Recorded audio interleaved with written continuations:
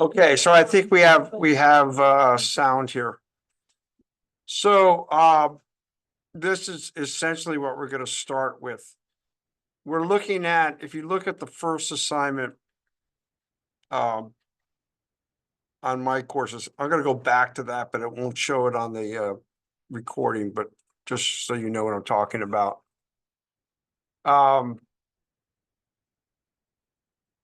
What we're trying to do here is create a comparison between a soft squishy sphere and a ping pong ball. And for the squishy sphere, I was suggesting you use an eyeball. And there is a lesson on here where I give you an idea of how to possibly create an eyeball. In here somewhere, I think it's down towards the end, but I'll find that. But we're going to start today with just the ping pong ball. That's what we're going to focus on. Okay.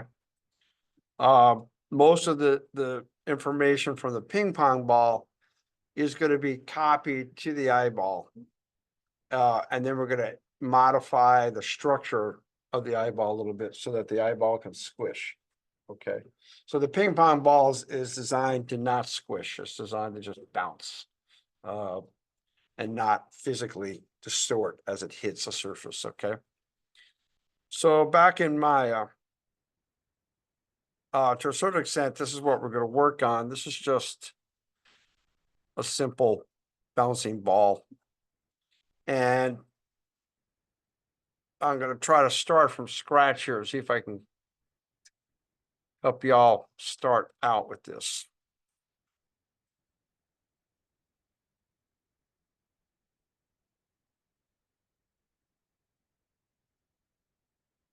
All right, so let's see what my grid is set at here, because I'm not using it a lot. I'm just trying to get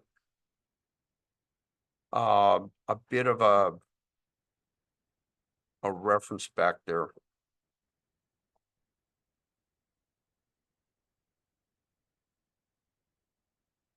So I'll leave the numbers on for now, just so it makes it a little easier. But really, everything here is just for relative value. It's not because it has to be any specific thing. So first thing I want to do is let's create a sphere. And again, this size is pretty irrelevant, but I'm going to make it, I'm going to start with that size, whatever 4 is going to give me. And I'm going to enlarge it so that you all aren't straining to see it. Okay.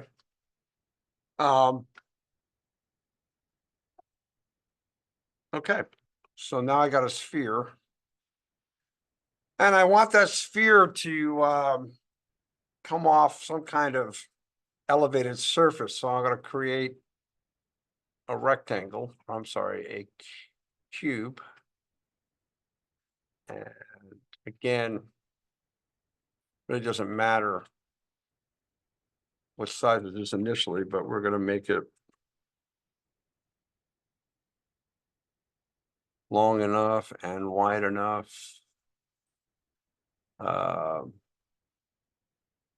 Let's make this, let's say,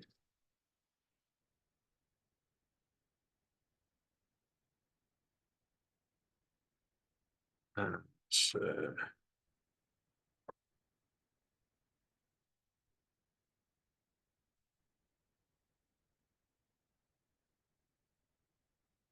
right, and then we'll make it a little bit longer. And we can give it a little more depth, so it's not quite so.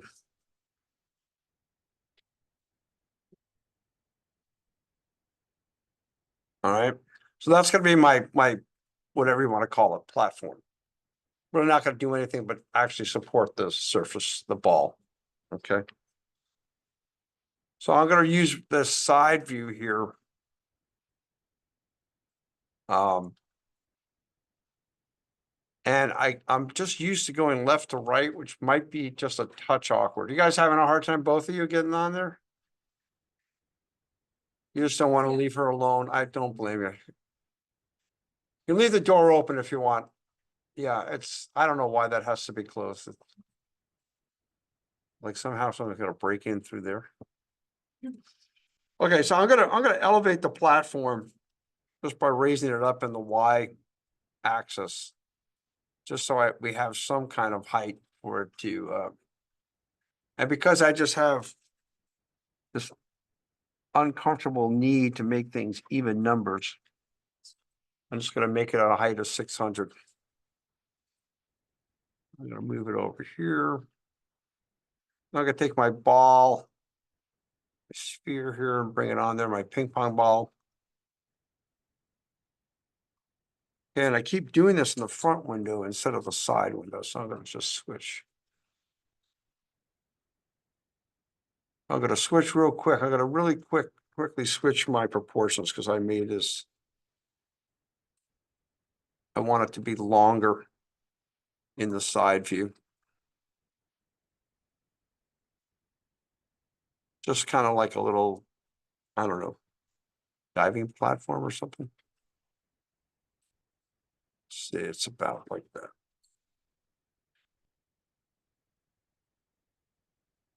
Okay. All right, now if you wanted to get super fancy, you could snap the pivot to the base of the sphere and then snap it to the top of the rectangle by using snap to curve, but we're just going to eyeball it for now.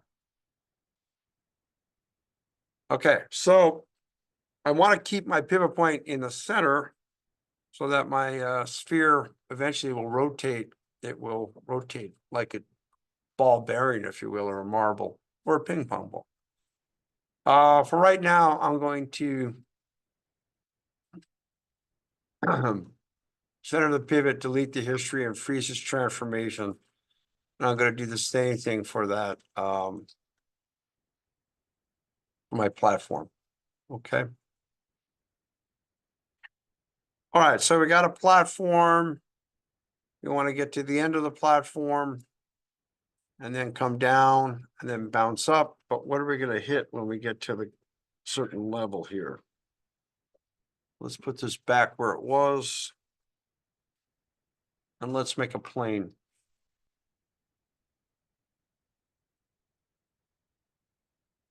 So I'm in the top view. I've got the sphere selected. I'm gonna hit F so I can see it from above. I'm gonna move my platform so I'm actually more in the middle. Reset, refreeze it. And then let's go and create a polygon plane. And the plane is basically going to be the ground. Okay.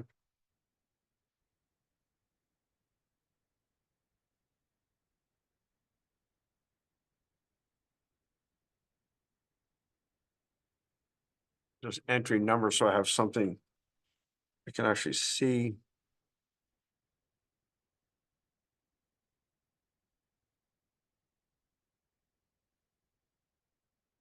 Doing this, I keep making this thing.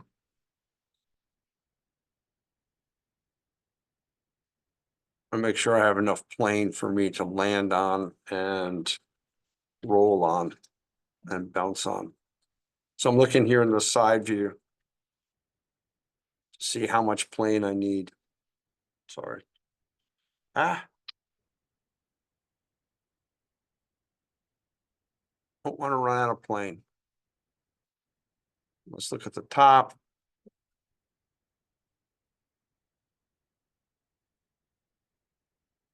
Move it to the center a little more.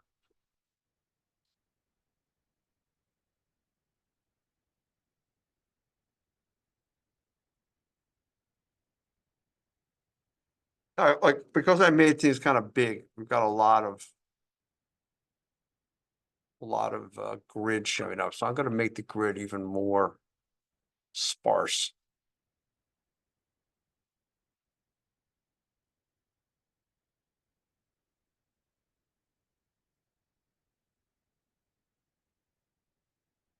Okay, So basically now we've got a plane. We've got a sphere, and we've got some kind of platform. So that's the beginning of our journey here, so to speak. I don't want to move this plane by accident, so I'm going to make it its own layer and lock it so I can just leave it down there. And I don't want to move the platform either. I do the same thing.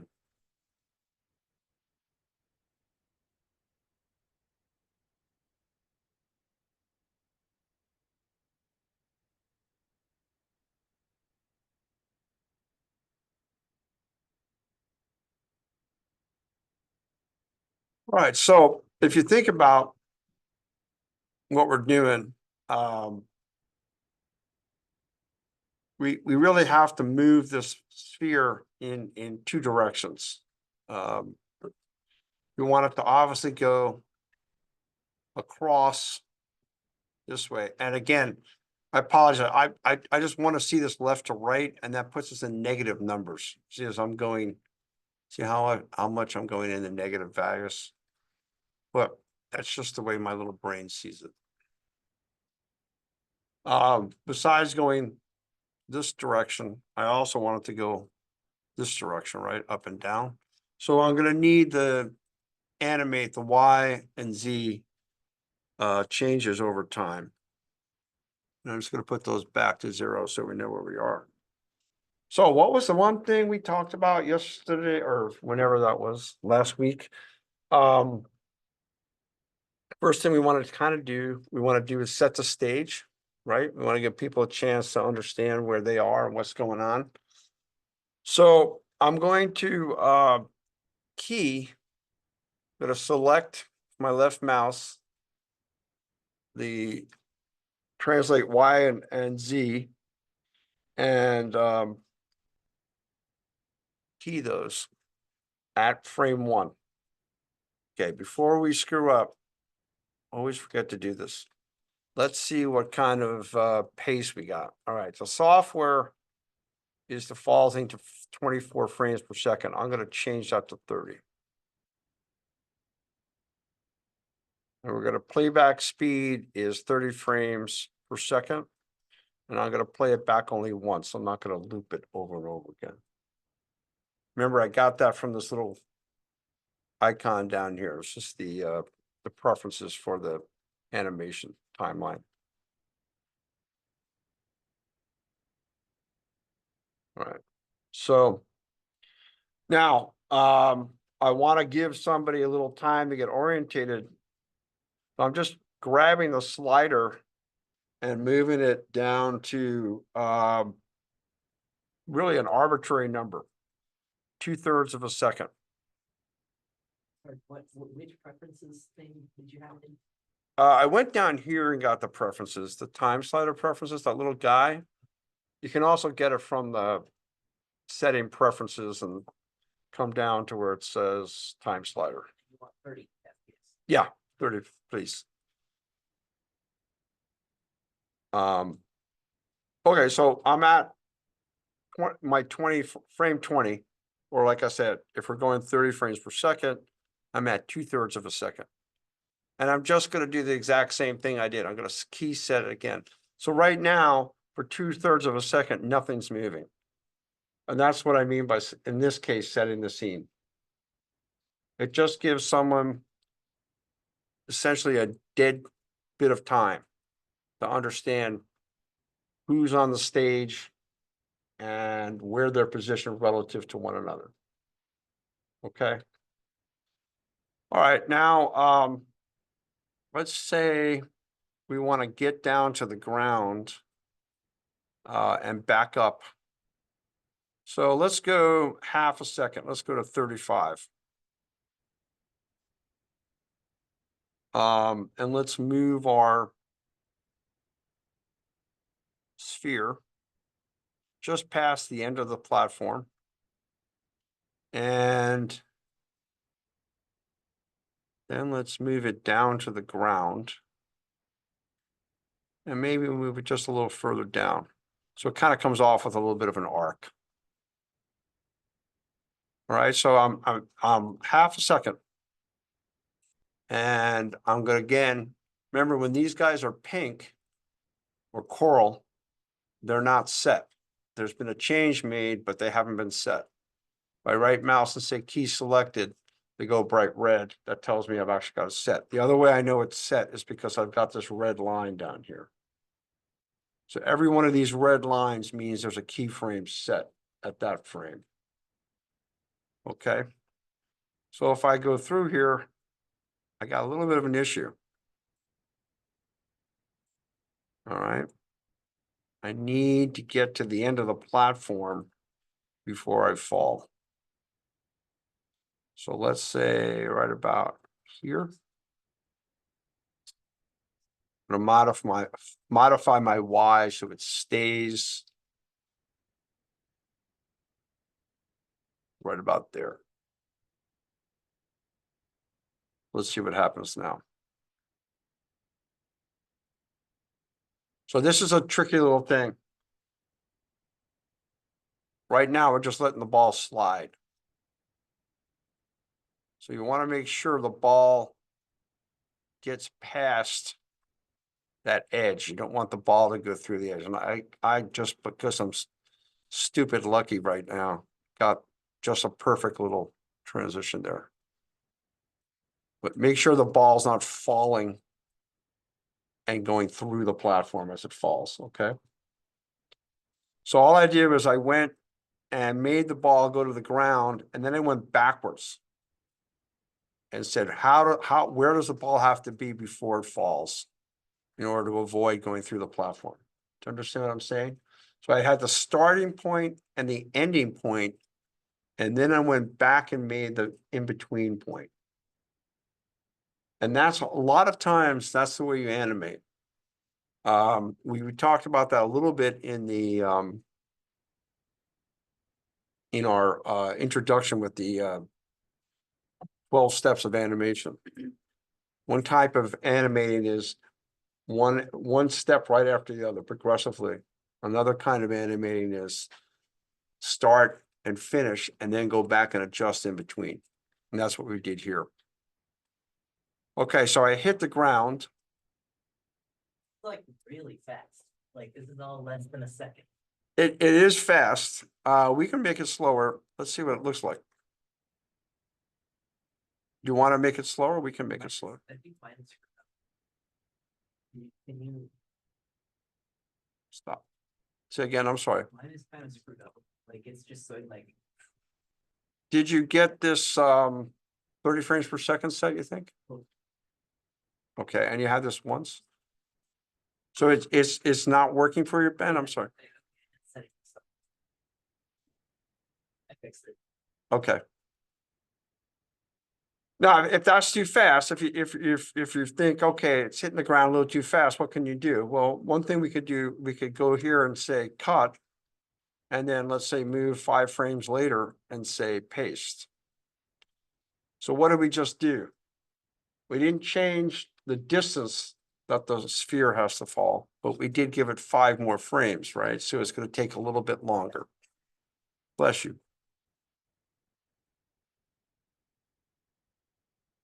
So let's just leave it like that, okay, for right now.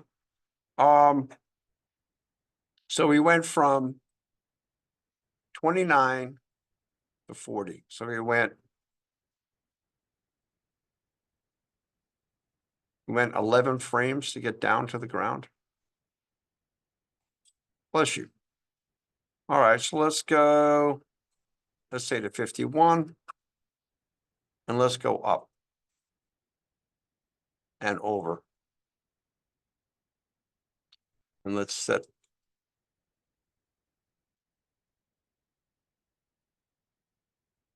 Okay, this is kind of what we did the other day, except we're adding this Z-axis, so we're actually moving while we're going up and down. Okay, makes sense? So if we look at this in the graph editor, sorry.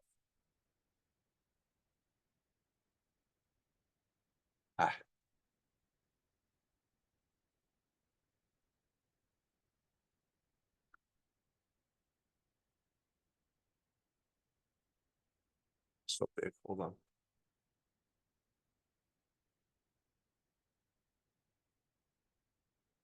We look at this in the graph editor, we can see what's going on. If I scale that, in other words, if I slide this playhead, I can see boom. And then up. Now, what I'm curious about is this blue line. Notice when I click the sphere, I see both of the values that we're animating, the Y being green and the Z being blue. If I click any one, just either one of these, I can see only those, okay? So I'm not really sure why I need this. I'm gonna delete that frame just for a second. Let's see what it does, how it looks any different. She really doesn't look different. Matter of fact, I'm not even sure, where is that frame? I need this frame, why? Because that holds me up right at the end of the thing. And then I can come down. Okay, but eventually I'm gonna want to come all the way across the board. So let's do that. Let's, I've got this set. I'm at frame 51, okay, where I've come up on my bounce. And I'm gonna actually just kind of pan out here a little bit.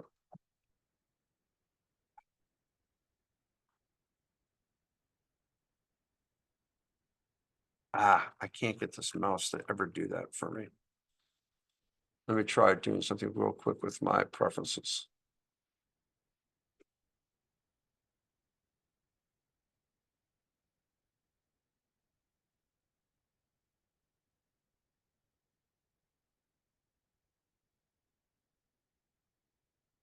It won't let me do it. There we go. Okay. So my point is, I want to get, let's say, all the way down to here. And I want to be there. No, I can't use my middle mouse. Damn it. Sorry. I need that middle mouse button on.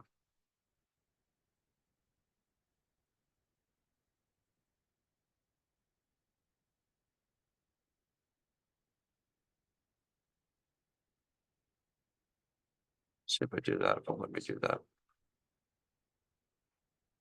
Nope, sorry.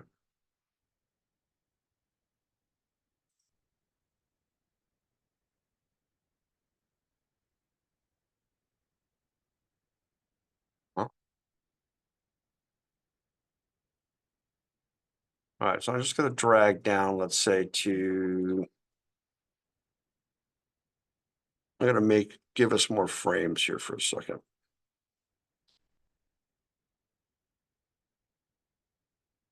And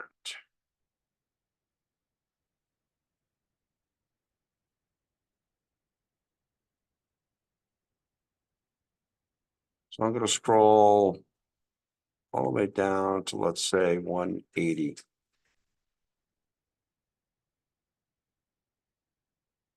And I'm going to set a key here, just in the Z.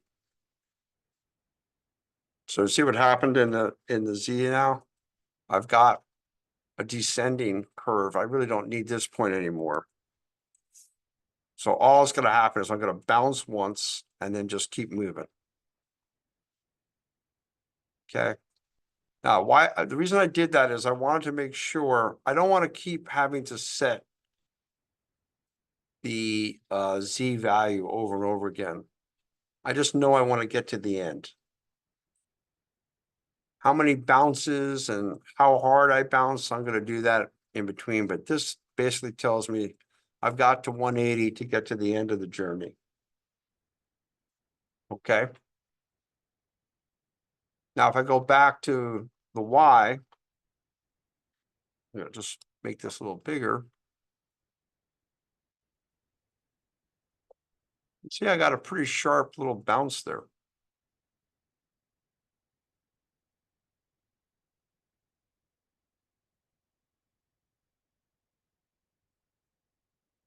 All right, so let's see what happens. It'd be nice if I could go from this frame, which is where I'm at my peak, That's, see the number 29 up in the yellow? And then when I get to the end of the jump, I'm at 51, right? That's what we set before. You can see the keyframes here too. 29 and 51. All right, so what I'm gonna do, I'm gonna drag a box in the, and I want to make sure I have only those 3 keyframes. My point at the start, point where I hit the ground, point where I get back up. I'm gonna go now in the graph editor. So make sure you understand me now. I'm only working in the graph editor. We don't want this menu. We want only the graph editor menu. I'm gonna go to edit and say copy. So I copied those 3 settings, okay? I'm gonna take the playhead and move it to the end, to 51. Remember these little red lines here, the arrow at the red line? That's another way of getting you to that keyframe.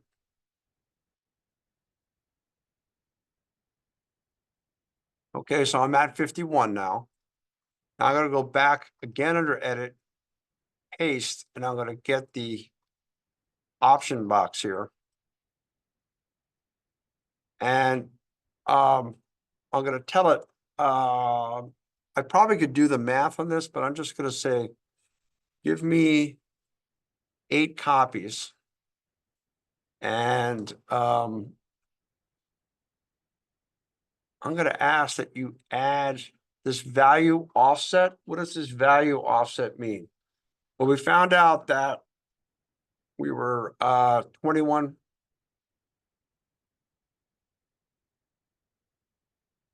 Let's try putting that up here in the time.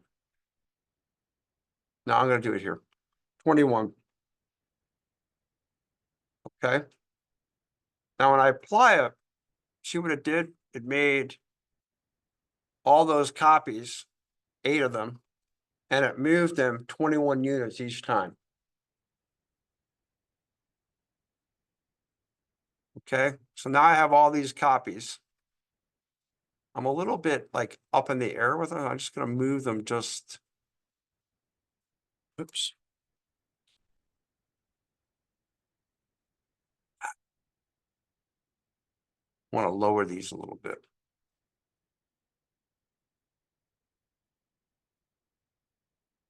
So they're lined up with the other one. There we go. So I had to grab the dot. Let me undo that and show you what I just did again. See how this is my original hit the ground? And these, when they copied it, some reason it put it just a little bit off where I want it to be. So I'm dragging a box. Now I have them all selected. Now I'm going to left mouse on one of these points and drag them down so they're in line. Okay, so what do we get now if we, let me scale this out of the way a little bit. And let's hide this guy. What happens now? See my ball? It's bouncing too many times. Notice it's moving, and then all of a sudden, right here at 160, it's not going to go any further. How come? Right, because I only set the Z value to 150. See what I'm saying? So I got too many bounces. There's a couple of things I can do. I can either extend the Z value further down, the way, so that it ends up getting to this 227, or I could just delete these. Delete these keys and get to here. Oops. I deleted my ball back up there. Sorry.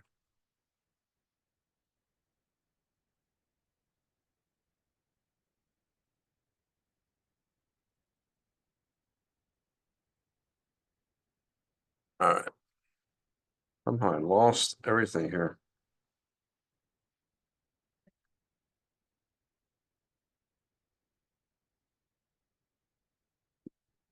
I think I jammed up the machine. Let's see. There it is. Okay.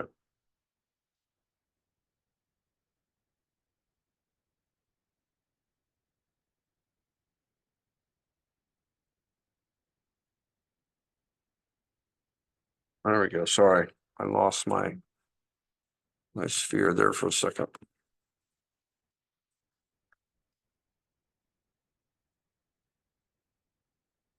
Ah, I can never get this thing to work for me without taking that off.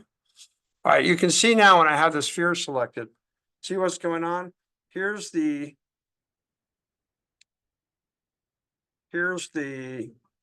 bounces. Okay. Let's go to the side view here.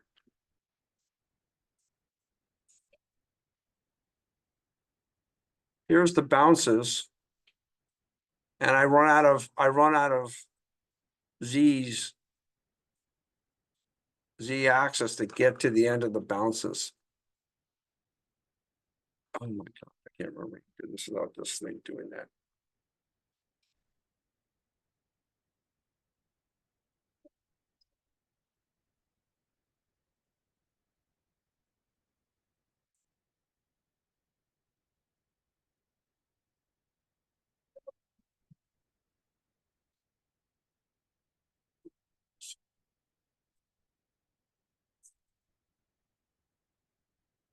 Right. I'm sorry, I don't know why I'm having such a hard time with this stupid mouse, but I can't quite get it to work the way I want it to. All right, so what I could do is I could literally grab this and move it over to the end, which means I have to keep moving it. So I make greater length, I have to lower it, right? Because that's increasing this value. So now what will happen is I'll bounce, bounce, bounce, bounce, bounce, bounce, bounce. And now I'm stuck in the air, but I'm still moving. And I don't want to be stuck in the air. I want to come down one more time. So I can go to about here, lower this down. And then just the Y, I'm going to key here. Okay. And obviously I'm not quite as low as I need to be. So I'll move it down.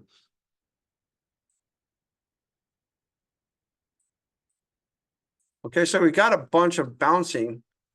And we know that when we talked about last time, we really didn't want to stop. I don't want to stop at the end, see where I land.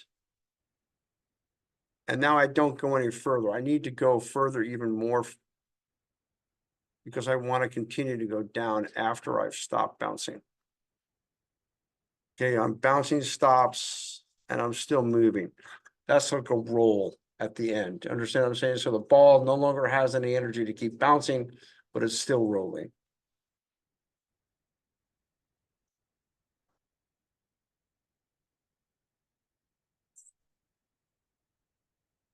Okay, so what are we going to do with all these bounces?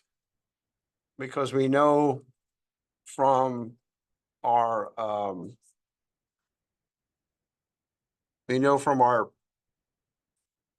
previous lesson that we don't want it to keep bouncing to the same height. That wouldn't make sense, right? It's got to kind of slow down.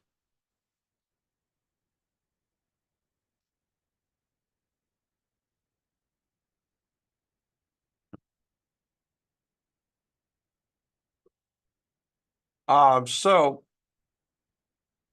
we can take these down. So we want that first bounce. We want all these bounces. We want all these bounces be a little lower. And then we want all these bounces to be a little lower. And then we want all these bounces be a little lower.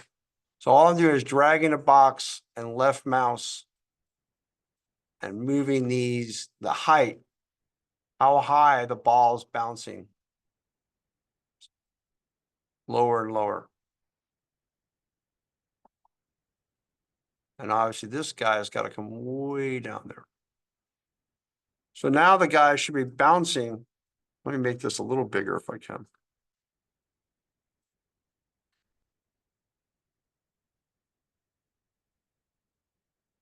Now it should be bouncing, but not as high each time. See, it's getting less and less and less and less. And then it finally just rolls.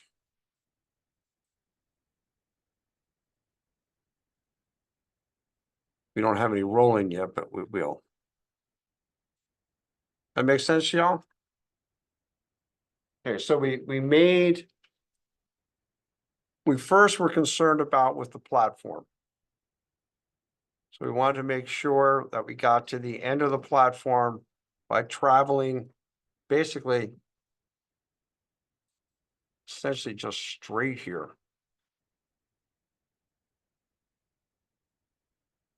And then we wanted to see the bouncing. And then we wanted to make the bouncing progressively less. So we lowered the Y value by dragging each one of those. Now, this lesson, all these lessons are in that DV set. Okay, it's not just this presentation, but there's a recording for each one of these steps, okay? Now, the problem is that the thing is, we got this thing going.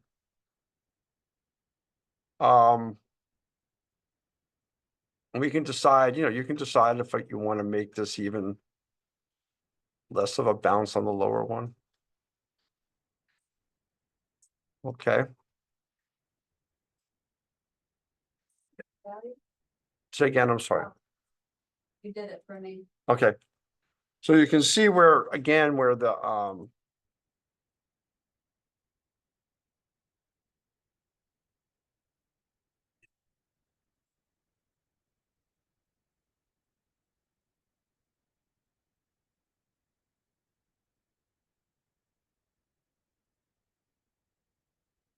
I swear this thing is like, this mouse is just refusing to work for me.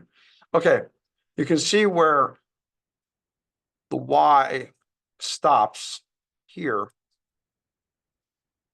and the Z continues. And you can also see that the Z is continuing. See, it's got, this is what we call ease in and ease out. Okay, this is what I mean. If I'm walking and I come to a stop, I don't do this. I don't jam, right? I ease out. I slow down and then stop. Where if I'm going to start, I ease into it. The software by default is going to give you ease in and ease out anytime you set a keyframe. Sometimes you want that. Most of the times you do, sometimes you don't. What I mean by how do you see the ease in? How do you actually see that this is an ease in? Because the arc, right, is gentle. It doesn't come down abruptly. It comes down to a very slow, gradual curve that ends up being flat. That's the ease out.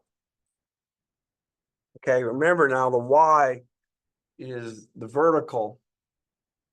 So we're really talking about this is the ease out. That's why this sphere, as we get to the end, just kind of, it's coming down and then it just kind of stays here and slowly goes to stop. And that's what we want, right? We want the ping pong ball to run out of juice.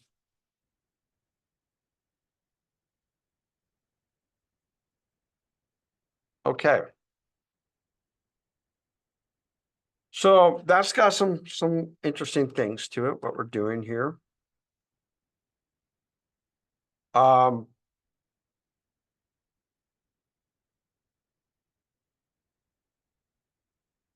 get this thing to weapon down the way I want it to. What else did we talk about besides setting the stage? What was one of the other things we talked about in the 12 steps of animation? Anticipation. And what do we say anticipation a lot of times was? It's like gathering energy. It's also often a motion that draws attention to our character or our subject. Really before the onset of the major motion, okay? So in this case, what really should happen is I'm gonna pretend if this was you and me and we were the sphere and we were gonna run off this platform, we'd probably back up a little bit and then run off. See what I'm saying? So I want this ball to actually go backwards and then go. All right, so initially now, I want the ball to stay totally still. This is my set to stage. But between here and here, I'd like the ball to actually back up a little bit before it goes over the edge.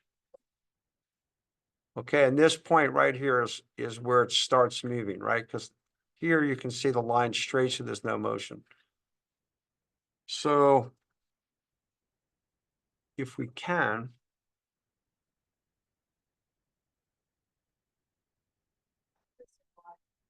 I'm sorry, say again. This is the Z. Okay, because I'm going left to right here.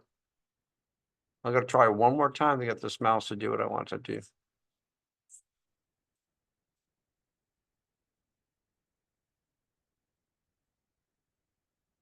Nope, I can't. Oh, I got it. Yay. But then it stops. It did it for a second.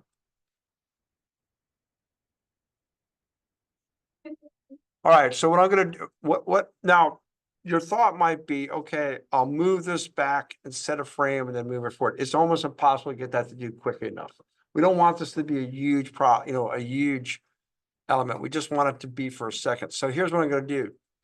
I've got this frame selected. I'm gonna break its tangent. I'm gonna drag on this handle and I'm going to move it up in the air.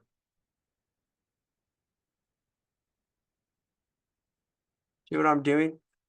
Now, what does that mean? Well, if going this direction is moving across the screen, left to right, then when the graph is going the opposite direction, theoretically, it should make the ball go backwards. See? Now it's a little dramatic, but see, it made the ball, watch what happens. See, now I'm all the way back there. That's a little crazy, okay? Even for me. So let's take that down a little bit. And now it's gonna go backwards just a little bit and then go off. Yes, My graph's going up, say again. my graph's going up instead of down. You're- Oh, okay, all right, so you may be going in the opposite direction. Are you going in positive numbers or? I was using X instead of Y, instead of Z, I don't know if that would affect it. That's okay, you Or can, should I just, if it's going up instead of down, should I make the Right. graph go down instead of? exactly, you just wanna go opposite the way that you want it to go. Yeah, you may be working from the front window instead of the side or something like that. Yeah, I am. Okay.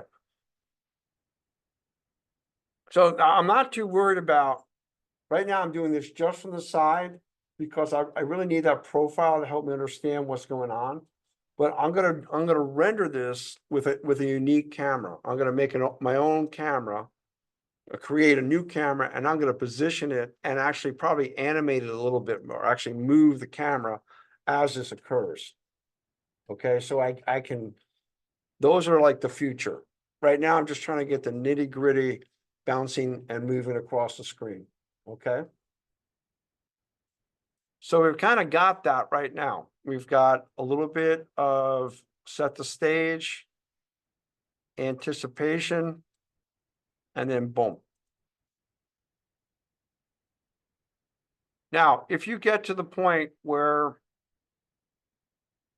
your bouncing is not, I've been playing with this recently because I can never remember it between year after year. I don't ever really do this that often where I make a ball bounce, but I do have to work with the graph editor a little bit.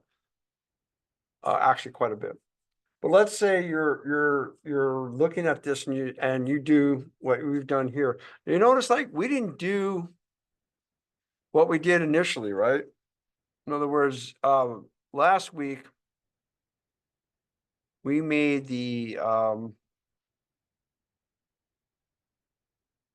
we broke the tangent here.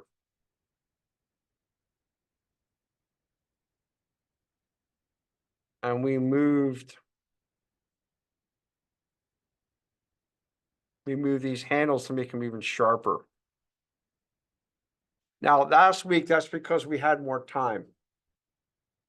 This week, we made a smaller amount of time for the ball to hit the ground and go back up. If you feel your ball is too gentle, in other words, it's kind of landing softly and arcing back up instead of bouncing, then you can go break the tangent and make that more of a V shape instead of a U. Okay? And obviously, you would do that before you copied and pasted it, understand? In this case, because of the way I set it up, I got pretty much what I wanted without having to go through that. Let's say also that you did this and you were a little disappointed in how quickly the ball was bouncing. You wanted it to bounce quicker. What you could do is use this little tool up here. It's called the retime tool, scale, and ripple keys. Man, that's a lot. It's right at the top of my graph editor.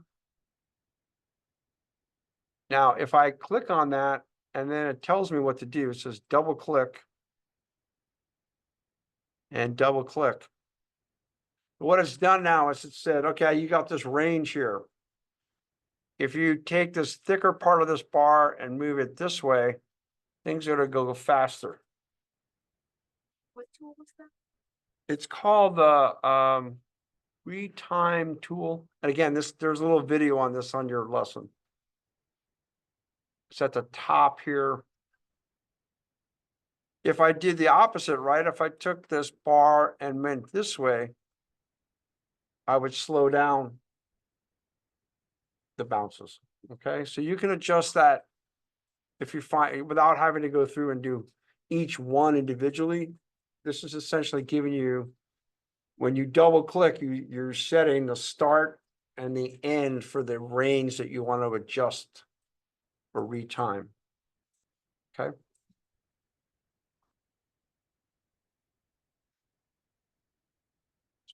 So I'm gonna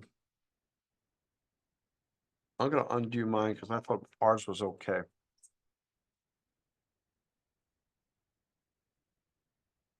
But if you get a comment from me in your grade and you handed the assignment on time and I said it's a little too slow, you can just go back and retime it and send it back in and boom, A+ for everybody, gold star, right, mom and dad, what I got. Okay. All right, so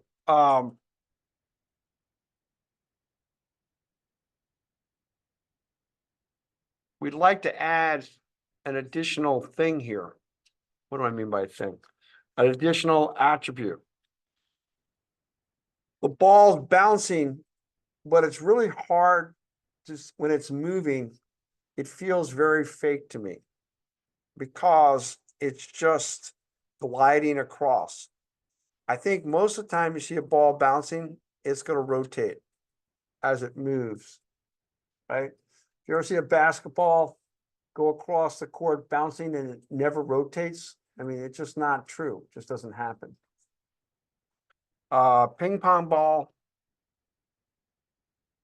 So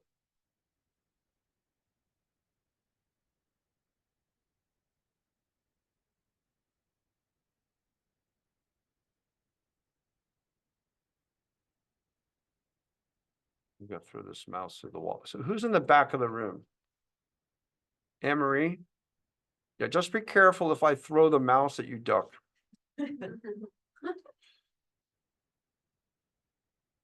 Okay, so I've got the ball bouncing, right? I got a little anticipation and boom, boom, boom. And again, if you feel that anticipation is too much, too jerky, right? Just lower that.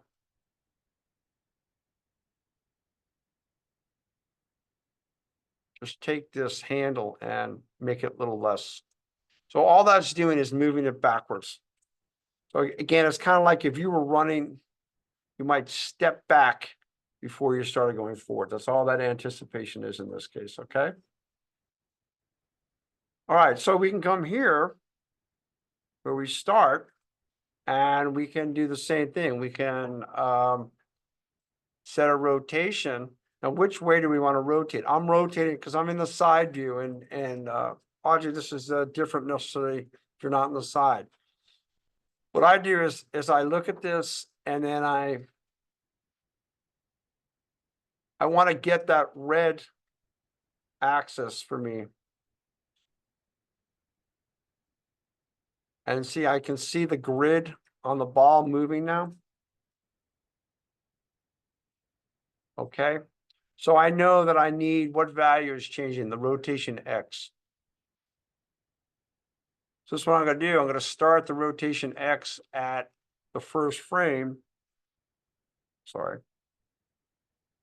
I'm going to key it. I'm going to go to the next frame. Key it. And I've got a little funkiness down here.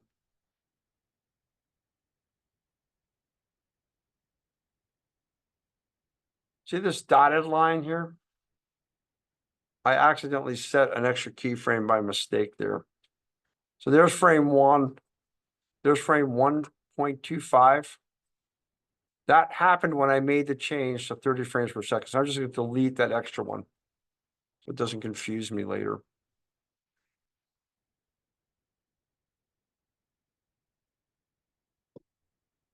All right, so let's see what's going on. So I go from 0, I stay, and then I start moving. Okay, so when I move backwards, I'm going to rotate backwards.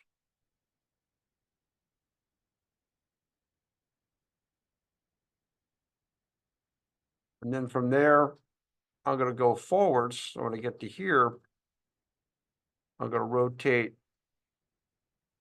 that much.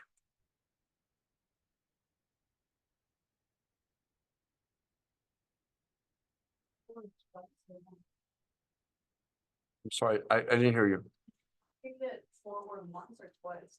I started backwards and then I just so far went forwards only to frame 29 or 30, wherever I am right Okay. now. Thank you. You're welcome. So now I'm going to hit the ground and I'm going to look at, I'm at 147. I'm just going to make this thing spin like 360 and key it. And let's see what it looks like in the graph editor again.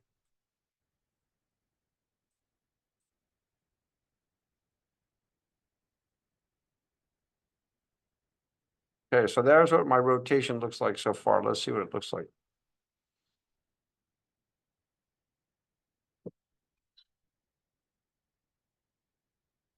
So it looks like it's doing a pretty good job. Now it's got to come back up to here. So I'm using now the red arrow. In other words, I want to get on the keyframe. So when I click the stop forward one keyframe, that means, okay, now I'm going to rotate it again, basically around that way. And I have to set the key. Okay, I don't need to worry about these other values because all I'm trying to do right now is rotate.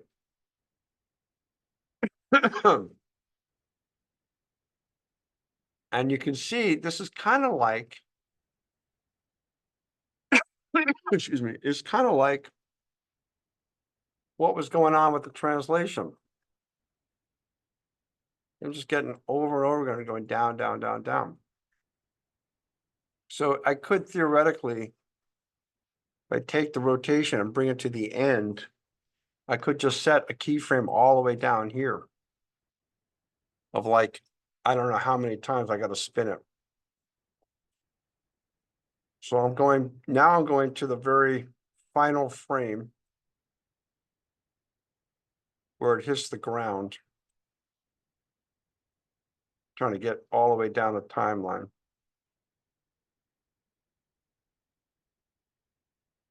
Let me put this thing closer. Here we go. Oh, that's the beginning. Okay. Where is my ball? There we go. So let's say I make this negative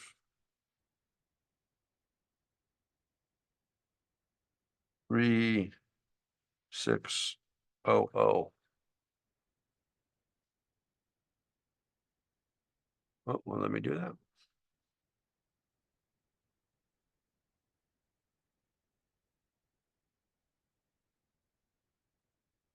Okay. And I key it. So what I'm trying to figure out is, will that make it look like it's rotating enough? If it's not, you just add more rotation to it. At some point, though, when this thing actually gets on the ground, what do we want to do? When we get to the final landing point, let's say, what happened with the Z translation in my example? We let it roll, right? And come to a stop. So we want the rotation to do the same thing, right? We want the rotation to slowly roll to a stop. So what do? Ben was the one who pointed out, we're eased in, eased out, right? So let's see what it looks like at the very end here. Now you can, if you want to get this thing in the graph editor without having to screw around with, you can say frame selection. And now it will give you a frame. So you see, I've already got like a bit of a ease out here. And I probably actually don't even need all these other little, because I'm just basically rotating at that pace. So I've got to somehow blow this up so I can see where I am. I can't get this damn mouse to do that for me.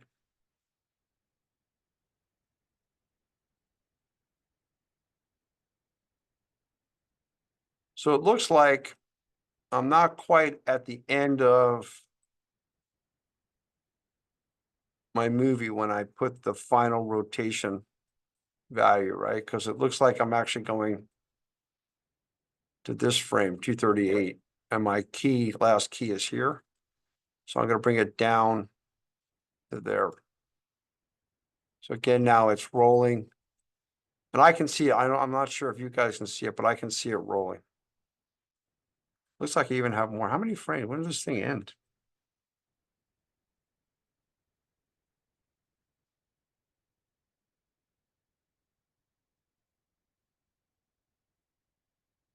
Okay, yeah, so that's where it should stop. So it comes in here, bounces a little bit, still rolling, and then begins to roll slowly.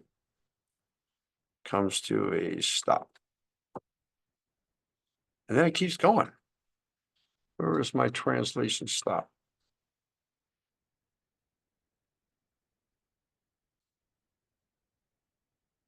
Oh, I'm sorry, I did the Y.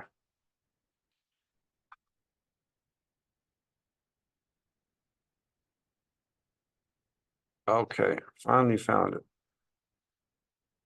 286, okay.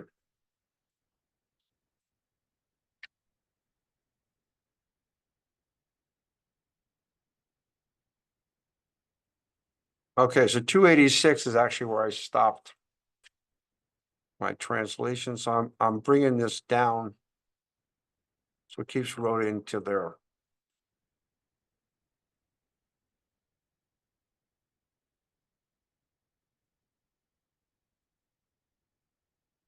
Okay, so it should, even though it's on the ground, it still should be rotating a little bit. I'm going to bring it down just a little more so it continues to rotate.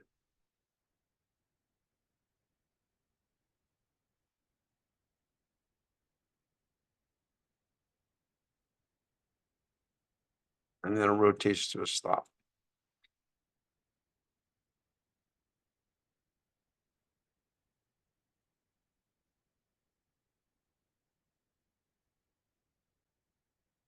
Okay, so we have an advantage here where we're looking at this in wireframe. And we can see the rotation happening because of the wireframe. What colors are ping pong balls generally? White or orange? I think the only colors. You guys ever play beer pong? No, huh? Okay. That was not a game when I was in college, thank God. But generally the ping pong ball is white, right? So we're gonna have a hard time convincing someone that this thing's rotating when all we're seeing is a white ball. So we're gonna have to do something to make that look like it has a rotation going on, okay? So what I'm gonna ask you to do is put some type of either text or logo or striping on your ping pong ball, okay? And I'm gonna show you how to do that in a little bit, but how are we doing? Where are you now? You comfortable where you are? Okay, everybody's kind of got what's going on? Picking up what I'm putting down? Okay. All right, then let's see if we can do this other thing. So I'm gonna save this right now just so I don't lose it again.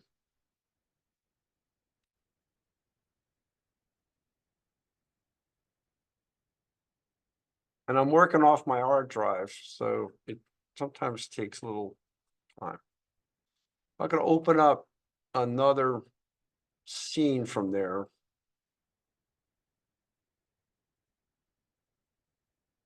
This is the one we were looking at before. Um, let's put the lights on this thing.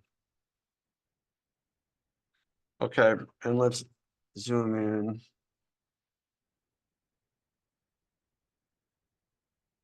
Wow.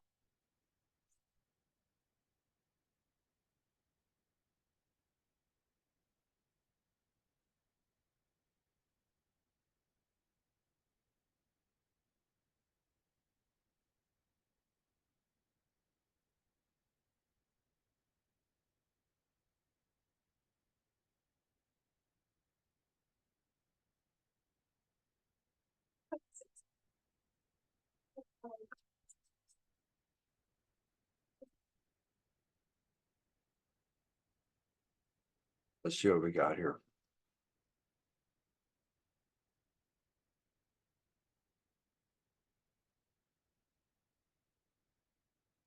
Okay, so there's my ping pong ball. Hold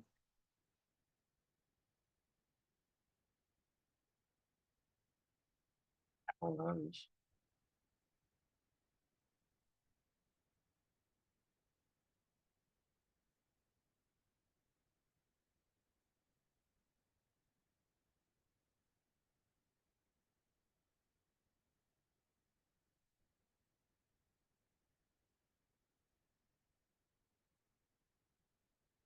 So I put a logo on the ping pong ball, like some kind of silly logo I made up. That's what I'm trying to get it to show up so you can see.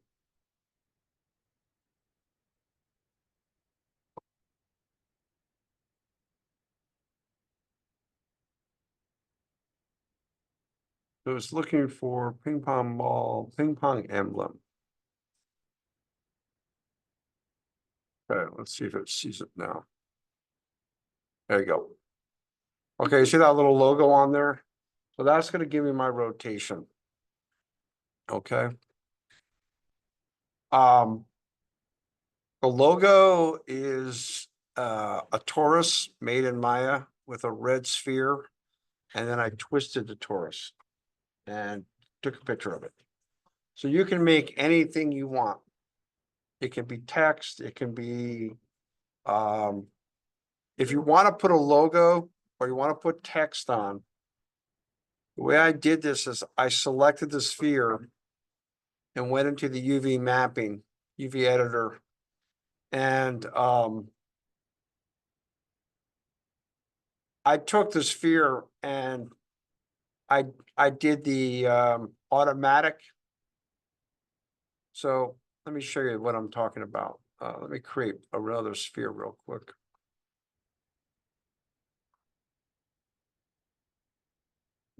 Bigger so you can see it. So you see this sphere and you can see the seam down here. And you think, okay, I want to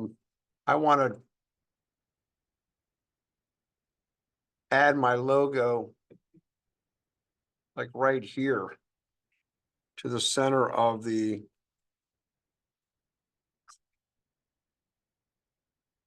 center of the sphere. Trying to get my brush big enough here. I'll just do it with this. So there's the center.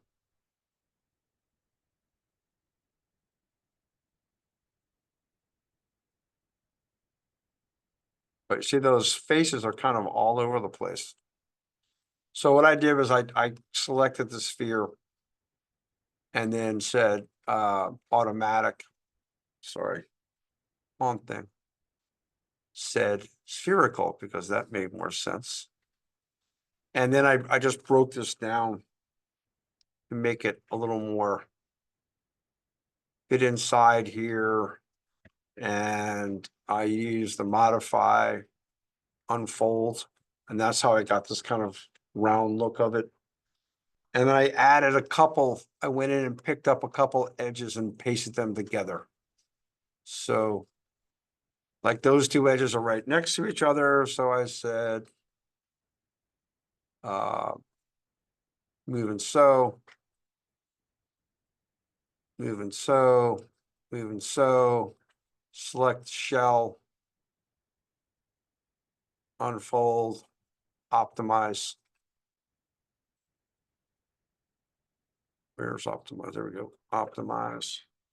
And then I did the same thing at the top end. Okay.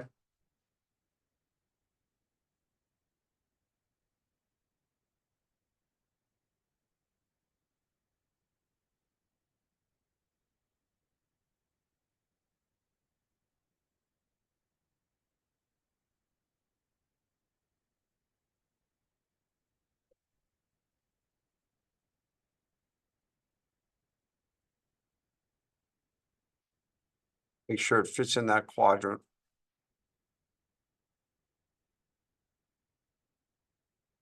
Remember, this is that quadrant. Everything has to be inside there. So let's say that's good enough. Okay.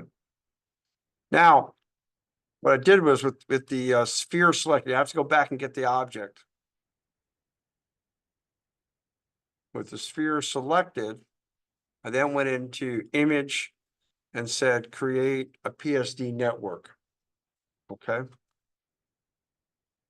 You want to give it a name and make sure you know where it's going. So in this case, I want to make sure I'm going back to my hard drive here.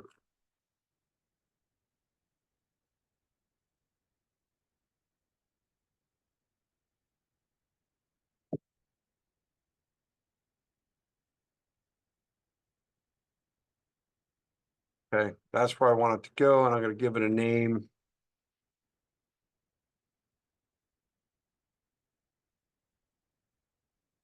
I'm gonna leave this. I'm gonna up this to twice the size. Now down here, this is kind of confusing. The attributes. I really don't care what one of these things I'm going to do, but I'm going to pick the bump one and click this arrow. So what this is going to do is going to make a file that I can open in Photoshop. That's going to give me this map as a layer. And I know now, because I've manipulated, the reason I did all that with the spherical and all is because I want to know where those faces are that I want to draw on. So if I change this here,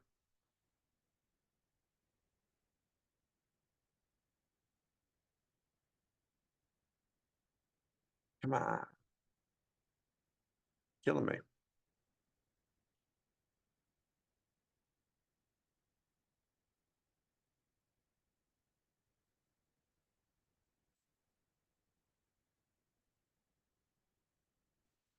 I know now when I go into Photoshop, if I put something in this area on this map, it's gonna be the front of the ball.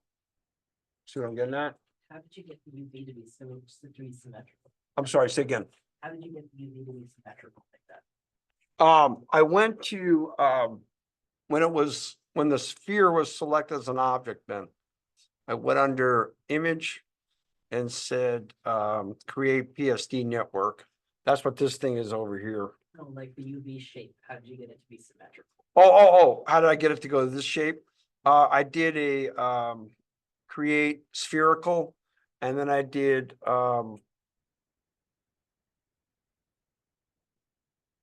thank you. I did spherical, and then I did modify, unfold, and optimize, and then the couple edges at the top that were like connect next to one another but not connected, I just merged and sewed those. Is it bad? It's like, So again, mine's like, all over the place. it's like a star. Yeah, that's, did you do, I did spherical, and I did a, did you do optimize and unfold? I did press camera base first, but that messed up. Okay, but maybe that, yeah, let me see.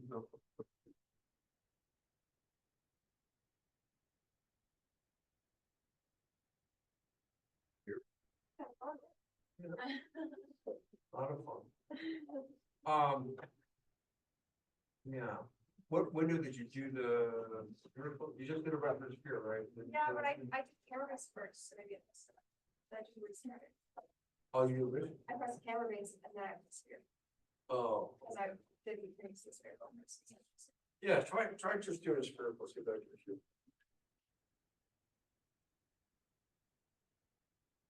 Make sure, yeah, have that object selected, okay, now try to do spherical. Yeah, that's weird. Look at the front view and do it again. This is the front. Oh, you are in the front view? So maybe I need to do the side view, like, because remember how I was doing it now? Yeah, I did that.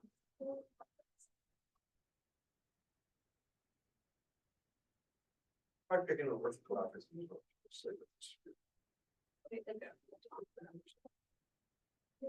It's basically just like a Chelsea. Oh, I see. Okay, I think it's because your sphere is my sphere, because I did it by default, Yeah. was perpendicular to the candle. Yours is now, so what you can do when you get that kind of thing, try to do one more time, hold it as an object. Yeah, and then the right mouse on it, say object first. Right, okay, now do spherical. Or will it just crazy? Yeah, just do that. Okay, and then see that little arc there? Yeah. Try to rotate that, see what happens. Oh. Yeah. Say UV shell. Right, now say R for, yeah, rotate, see what happens. I don't want to scale it, I want to rotate. No, it's not what you do. Wait, let me go back. It's like, okay, you want this one? That's right there. I don't know if I can move this. Yeah. If I just pick a better view, like if I have a better view. Yeah. I think there was a way we could get it to. That. Kind of, yeah, just because mine was by default right Yeah. in the center. It's probably not gonna matter much. Yeah. Because really all we want to do is make sure we have a space where we know we want to be. All right, so if you got this map. And we said, like I said, I'm gonna click it. I'm just gonna say bump, even though I'm not gonna make a bump map. And I click this arrow, so it said, here's the attribute. And this is what it's selected. And if I say create, what it's gonna do is make a PSD file with layers.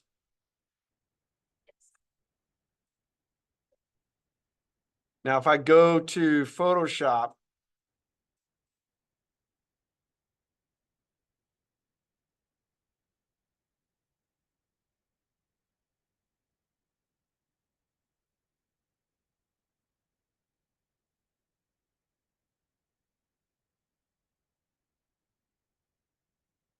Sign in.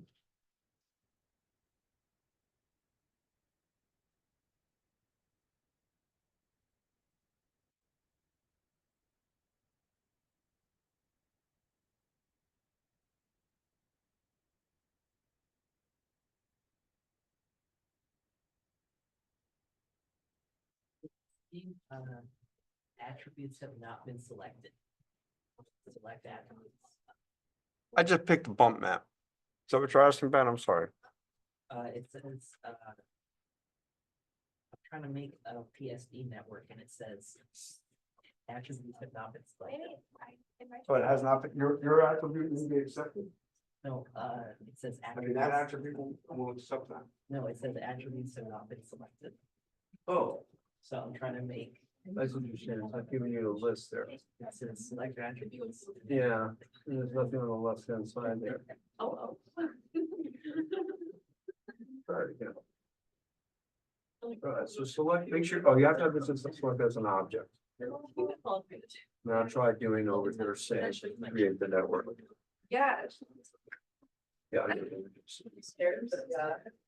No. There you go. Yeah. By the way, Glenn, I figured it out. What was it? Well, oh, sorry. It's just like I need to start it. Okay. And then I Top view with someone. top view, and then before I have even started rotating, it's the bottom of it. And then it'll work, and then it kind of is like this.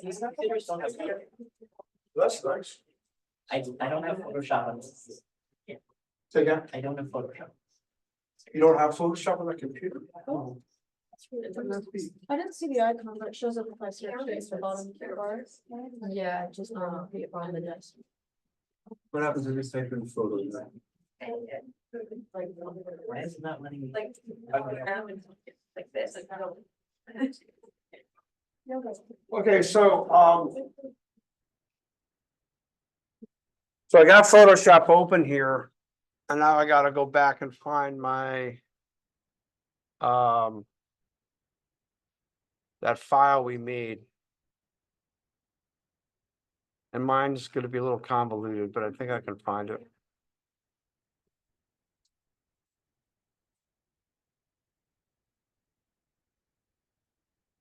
Do I have it? Do we need to have it straight up?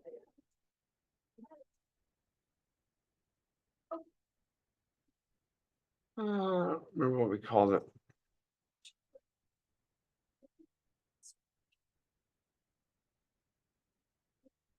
There's not the, maybe it didn't save it. Glenn, what are you opening up in Photoshop? Like, what's the file? Yeah, I'm just trying to open up the actual file. Can you open up a my binary file in Photoshop? Pardon me? Can you open up a my binary file in Photoshop? Yeah, you can, I'm sorry, I'm not the question. Is that you open a my binary file? It's not on my binary. So what would you save it as? Yeah. Save as a PSD. Okay. You saved it off of mine as a PSD file? Yeah, see where it says, oh, you can't see. Yeah. So did he? I'll come close. You have to have things. Yeah, see, this is the file, excuse me, Sorry, guys. Casey, this is the file I made. And I saved it to the wrong directory. I meant to save it to my, Can you resave it so I could watch you? yeah, I wanted to save it to my hard drive. So are you saving specifically the UV map or the entire file that we just animated? No, I'm saving just the UV map as a PSD link. So what that means is the software is going to understand there's a connection between the UV information on the Maya file and the Photoshop file that's being used to make that map. If I update the Photoshop file, it should automatically update the rendered version of that file. Okay, So I put this on the wrong place. I'm sorry. Let me get to my, I want to go to the R drive, so I have it later.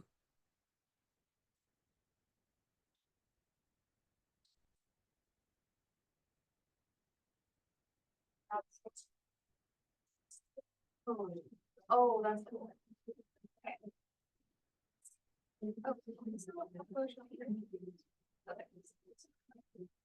Just making sure.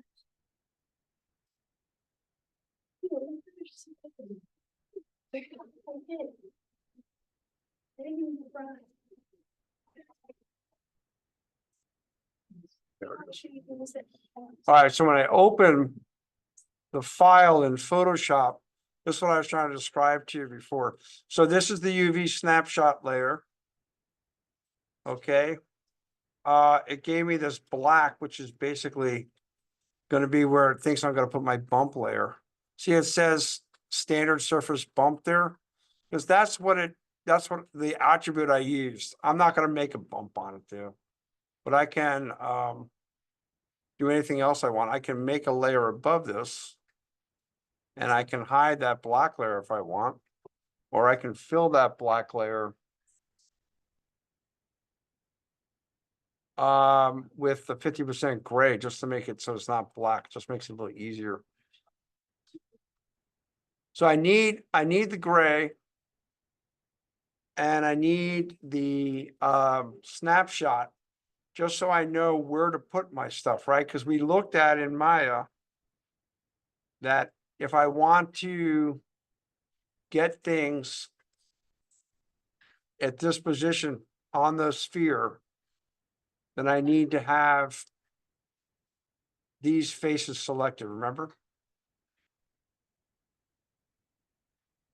Okay.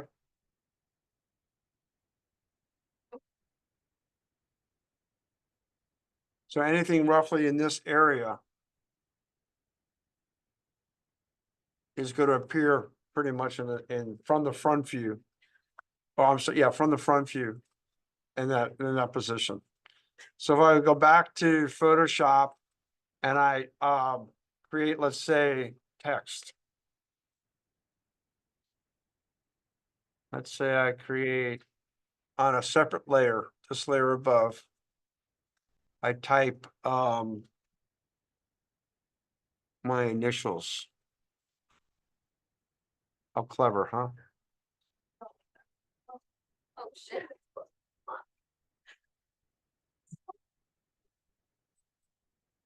Oh, this thing is so annoying.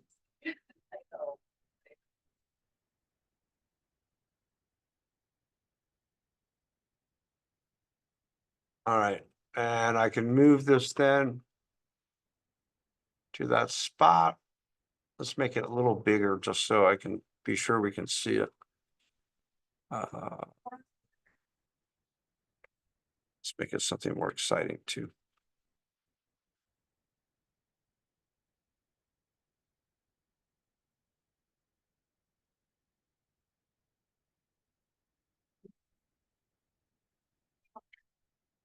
Also, so I'm using Niagara Solid, which I've never heard of before. What color do I want that to be? I could make the text any color I want.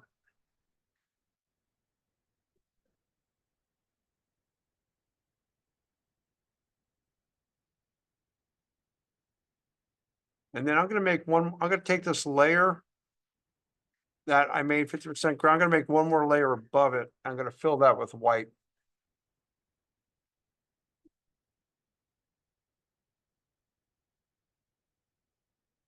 Okay, so this is what I'm gonna bring in to Maya. The white and the GH. Now I notice, I don't know if you can see on the slide. My UV map is still showing, so I'm gonna hide that.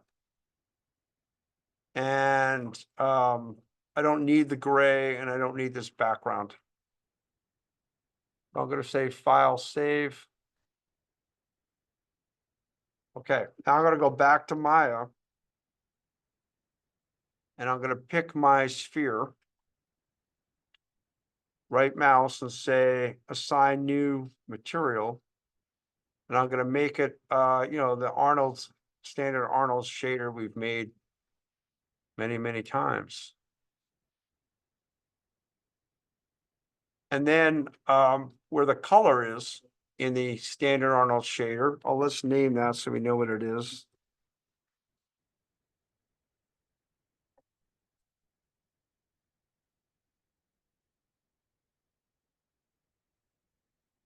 So in the color node, I'm going to change that to a file. And the file I'm gonna pick is this one, which is, I think that's what I named it. No, it's called class logo, sorry. File I picked was called class logo. Oh, where did I save it? Shoot. Oh, I know, I'm in the wrong place again. This is the tricky part, is make sure you're always going to the right path. So I think I saved this up on my source images inside this directory.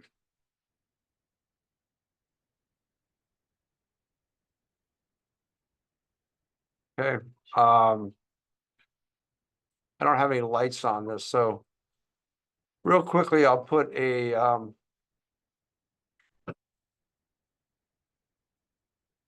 sky dome light so we can see a little bit.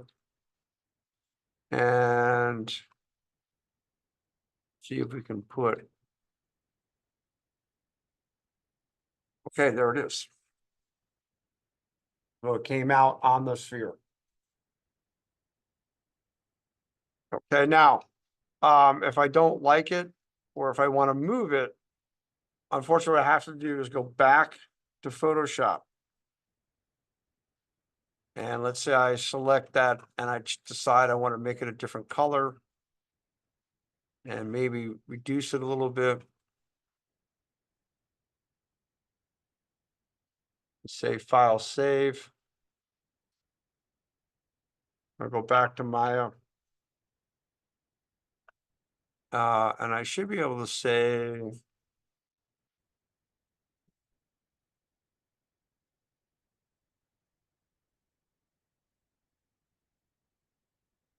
Reload. Reload it. So let's go up here. Is it okay to just use an image? Like, I'm sorry, what's that? do I have to use a Photoshop file? But It could be anything you want, right? It could be a ping file, it could be the only advantage of doing the Photoshop network is getting it into Photoshop where you have that grid showing so you can understand where to place it. Now, to go back to your question, Ben, here's another way you can even do that. When you're in Maya and you're in the UV editor,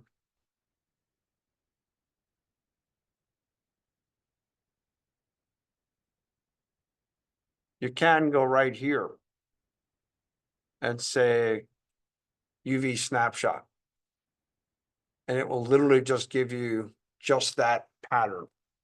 Then you could bring it into Illustrator, for example, and make a ping. You know what I'm saying? You could save this UV snapshot and save it, let's say, as a ping file or a JPEG. And then you could place that in Illustrator and again use the grid to help you position your elements. Okay. Save it out of Illustrator as a ping file and bring it into Maya.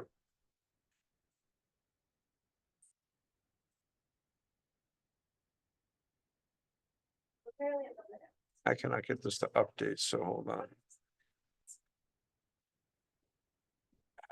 Oh, there you go. So now my logo looks like that. All right, so when I spin or when I rotate, I'm gonna get that kind of rotation. And like I said, if you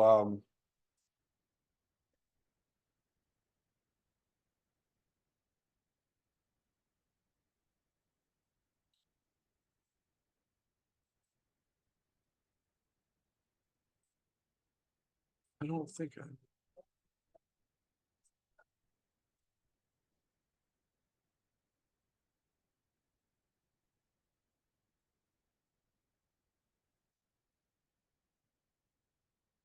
So you can, you can get it to get that kind of feel if you want. So it's one thing we were talking about. I know Audrey and a couple of you had asked about the senior class, the portfolio class, where they make logos. One thing you want to think about is you can make Maya files to make logos. And we haven't talked about text. You can actually make 3D text in Maya too, but. So if you render anything in Maya, you can then make that the logo if you want on your ping pong ball. Doesn't have to be Photoshop or Illustrator. Basically, like Ben's question is the bottom line. As long as it's either JPEG, ping, or TIFF, you can bring it into Maya. If you use the Photoshop network, you can even bring in Photoshop directly. Okay, so I know we've done a lot. What time is it? 10 times. We've been chatting and chatting and chatting.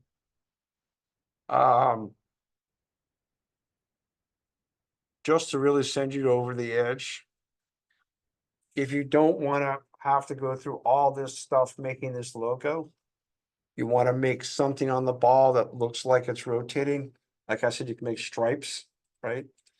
You can use other software, you can use right in Maya, make the stripes. So if I hide this, yes, Make the pattern yourself. I'm sorry, say one more time, Audrey. Just find a pattern, like, and use that and put it on, or that it wouldn't line up, so you would have done. Does the size matter? Is that what you asked me? I'm sorry, I couldn't hear you. Could you just find a pattern online? Yeah, you can do anything online, right? Cool. Grab something offline. I'm sorry, that was the question. Yeah. Wait. Yeah, you can take a picture of your mom or your dad or, your dog. What I was gonna say, just, another tool like in Maya that would be kind of simple to use. If we added another shader to this. And we click on the color node, and this time we go to the old school stuff. Go to 2D texture and go to ramp. You now have a ramp. Turn the interpolation off. And make your color.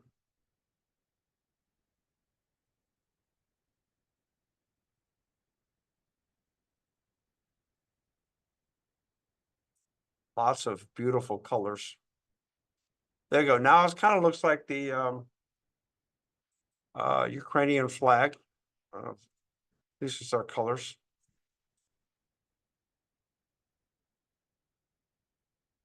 So now you have a hard line through your, through your image so that you can, when it rotates,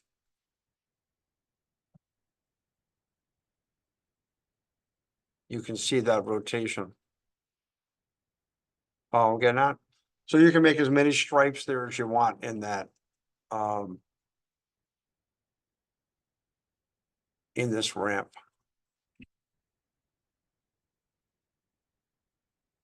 What setting was that, Glenn? I'm sorry, say again. What setting was that? It's called, I mean, how did I get to the ramp? Yeah. Yeah, okay.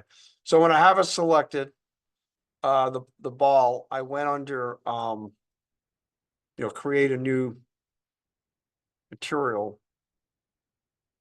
I picked the standard surface shader, and then again, where the color node is, I went to this little checkerboard and I went into the old, what I mean by old school, these are the Maya things. You know what I mean? These are tools that Maya provided for shaders before it bought a right to use Arnold. So you can make this mountains, or you could make it all sorts of things. But I use, just for simplicity's sake, ramp. Now the ramp by default thinks you want to do a very subtle change. So where it says linear, I said none. And then when I click in the ramp, wherever I click, it just puts a new color.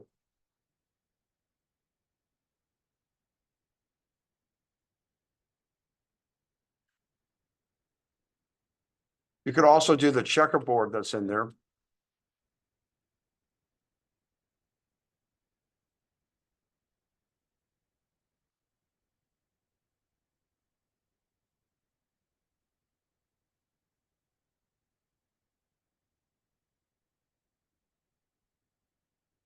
So it should give you, it's only giving me one, it should give us more than one.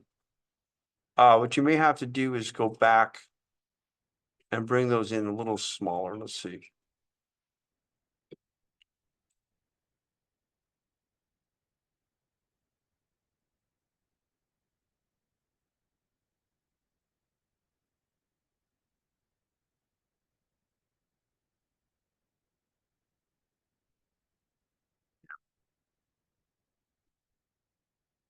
Like, it looks so funny. The ends could do, have some, it needs to be We put some regular lights on here for a second. So I think part of this thing is just this stupid UV light is just, yeah, it's like manually adjusted.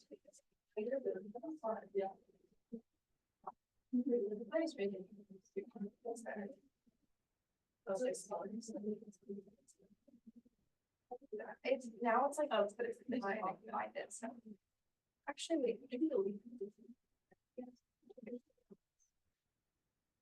Don't worry. okay, there you go, got a stripe.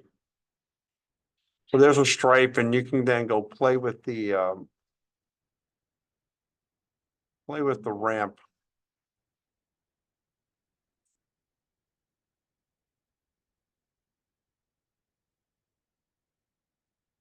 Let's watch it. Oh, wow, look really bad. I don't remember this bad. Not giving me more stripes.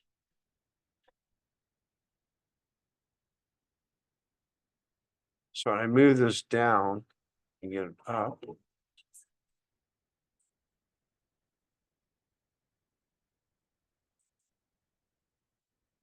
Oh, actually, yes. Let's try doing it this way. You know what I want? Yeah. That was Sam's. I have to play with this because I don't remember how to make it actually be all the stripes. But it should give you more stripes than what it's doing. Okay, so you're welcome any way you want to just basically get something. I don't care what you put on the ping pong ball, just something that makes it obvious that it's rotating. Okay, doesn't matter what you use. It could be just a single letter, it could be a whole word, it could be whatever you want. Okay, any questions on that? A little bit of a big glop of stuff to do in one day. So Wednesday, we'll try to do the, excuse me, we'll try to do the same thing. But we'll try to introduce the squashy surface, okay? We're not gonna start from scratch, right? So Wednesday, what we're gonna do is we're gonna copy the ping pong ball and we're gonna add a squash deformer to it. Now, what you may think about, what first probably comes to your mind, well, if this thing is rotating and I got a squash deformer on it, how do I make it so that it always squashes in the right position? In other words, where it hits the ground, because the squash deformer is going to be rotating, right? So what we're going to do is we're going to group the attributes that are making the ball go up and down and left and right and spinning. And we're going to put them, and we're going to put the ball in the group too.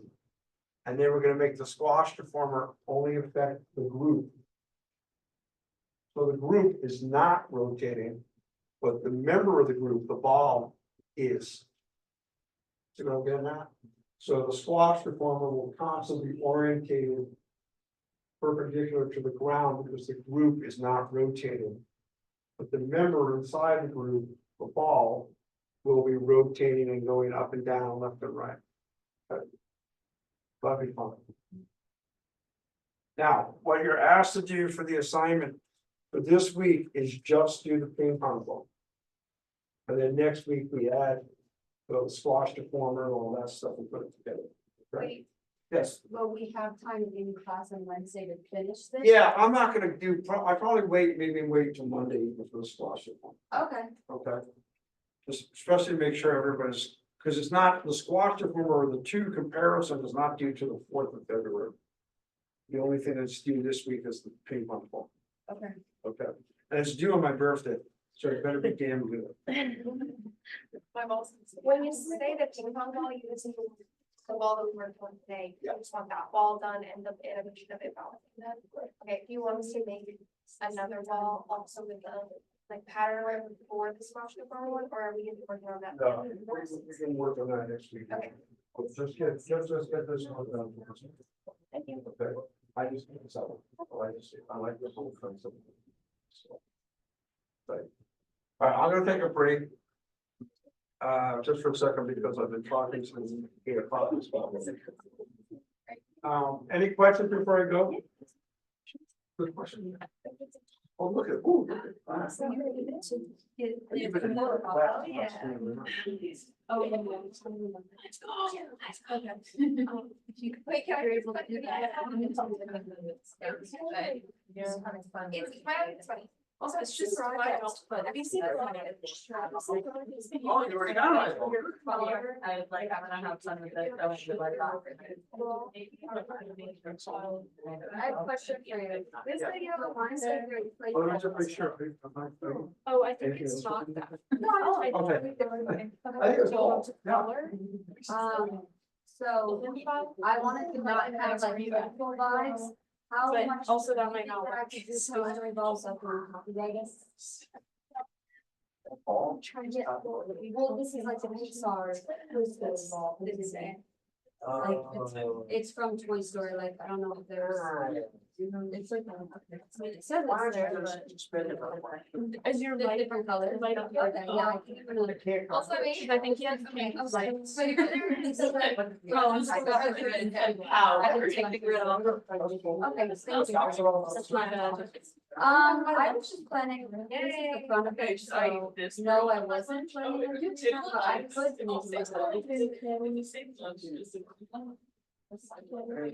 The only thing that. Oh. Considering that we did today, but no additional work. I know. Yeah, I don't know, we'll have a, yeah, I'll play around there. Certainly do one, two. I need a reference. I need a question. Okay, I wanted to throw to Jessica. Oh, well, you can ask. Right. Okay. Don't look at it, don't look at it. Don't look at it. Okay, was The it? next part, guys. Oh, yeah, and there's, and. Okay, so I didn't get to it. I And I think, and I put this. Okay. I said, well, I should work on this stuff. And then I have this for snacks. Wait, is there sauce in there? I talked to my class, I was like, hey, so that like it looks nice last year, so I messed it up. Yeah. I fully messed it up. Okay, so My we're freshman is full.